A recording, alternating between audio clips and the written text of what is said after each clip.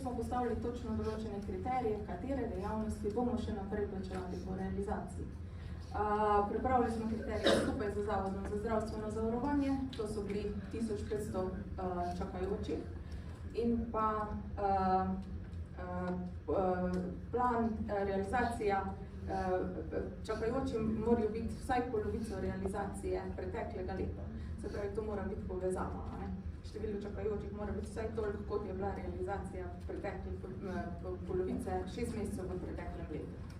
Tako da nekatere dejavnosti so seveda po teh dveh kriterijih izpadle. Zdaj, drugo vprašanje je, ali je prav, da se sploh katere dejavnosti že v osnovi ne plačujejo po realizaciji, kar je potrebno urediti pač v splošnem dogovoru za naslednje leto. Vsekakor pa 15. člen, ki je omogočal plačevanje neomejeno po realizaciji vsega počez, ni pripeljal do rezultatov, za katere so upali, da bo. Bil je izjemno finančno zahteven, poleg tega pa je omogočal plačevanje po podjemnih pogodbah brez plačila davka.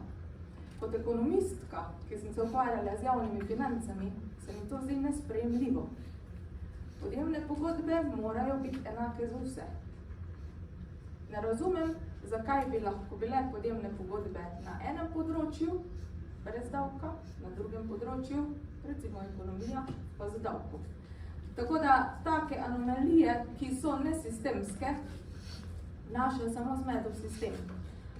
Najti treba sistemsko konsistentno rešitev, ki bo za vse enaka in pravična, se pa strinjam, da je treba pogledati, a je res pulmologija prav, da ni plačevana po realizaciji že v osnovi. Ne pa po 15. členu. Žal, ne po 15. členu, ker so rezultati taki, kot bi naj bili.